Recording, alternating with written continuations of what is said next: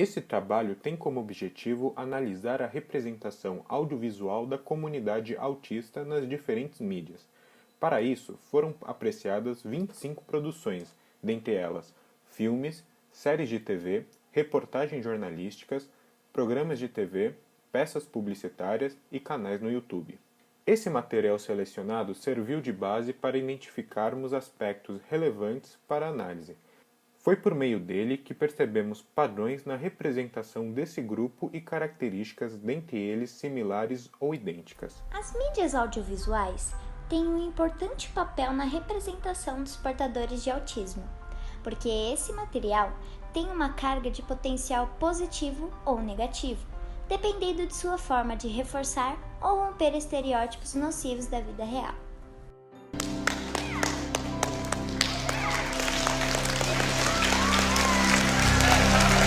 A verdade é que, se você conheceu uma pessoa autista, você conheceu uma pessoa autista.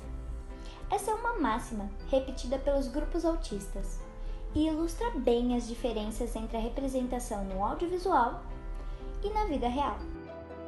Pois se pode notar, principalmente no cinema, na TV e nas séries, o emprego de estereótipos para representar pessoas com transtorno, atribuindo a elas uma espécie de padrão que resume todas as características diferentes dos diferentes graus do autismo em um único perfil.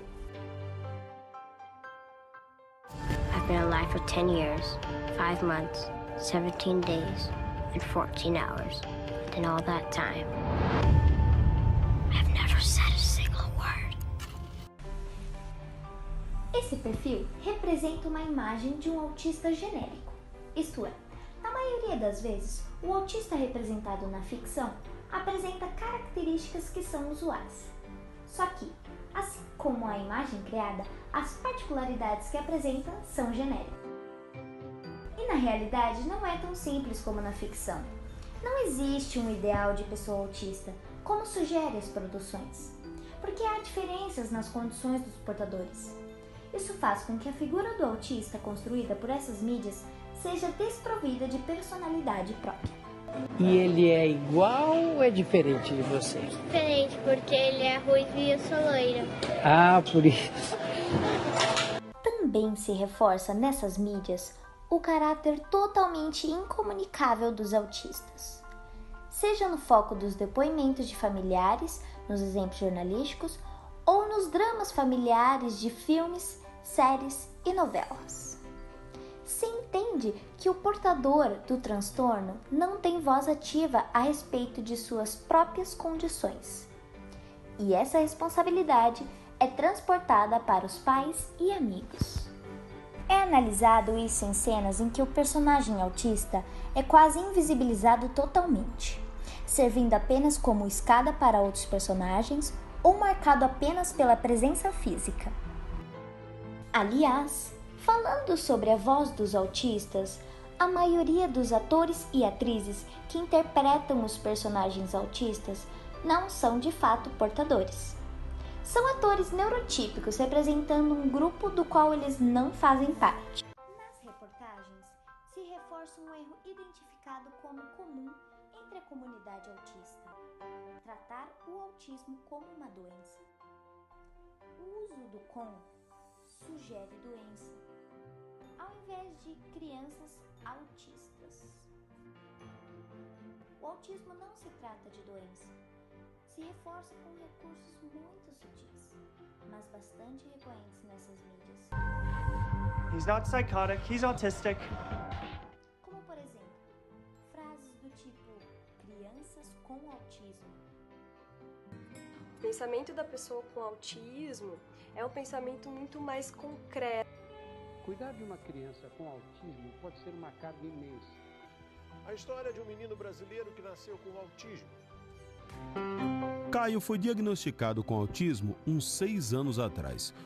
Esses são exemplos de discussões comuns entre o movimento engajado.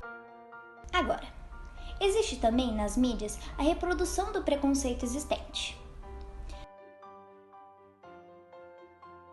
Também tratar como algo epidêmico ao transmitir um dado como Na faculdade diziam que haveria um caso de autismo em cada 2.000 crianças. Hoje os especialistas calculam que o número certo seja de aproximadamente 1 em cada 100. A Organização Mundial da Saúde usa a estatística de 1 para cada 160 pessoas em média. Mas aqui no Brasil, a comunidade médica fala num número que chama ainda mais atenção: 1 em 68. Era reconhecida a genética autista em 1 a cada 100 crianças. Hoje esse número aumentou para 1 a cada 68. É extremamente comum personagens autistas na ficção e em reportagens possuírem talentos ou qualificações fora da média, principalmente nas áreas de exatas e gramática. Por mais que seja uma abordagem correta desse quadro que a deficiência pode provocar, ela é usada de forma recorrente nas telas, como um fator para compensar outros problemas enfrentados. Nem todos os autistas possuem esses talentos. Há autistas que possuem habilidades e inteligências regulares, mas esses são raramente representados. Um exemplo de ruptura desse quadro é o personagem Sam, da série Atypical. Sua inteligência se encontra na média e também não tem nenhum domínio extraordinário.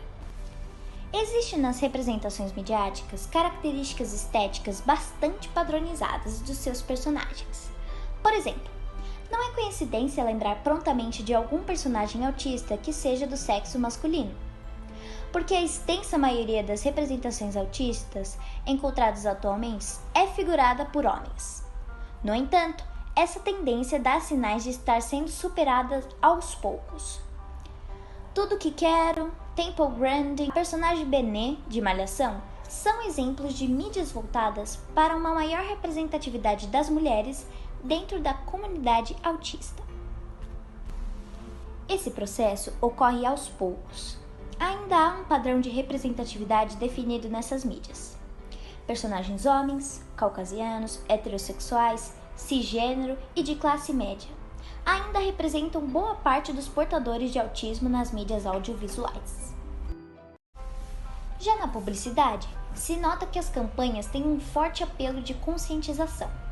Porém, não é nem um pouco expressivo as campanhas e peças publicitárias que adotam atores ou atrizes do espectro autista como personagens comuns, interpretando pessoas genéricas da sociedade, o que limita sua representatividade a um só público.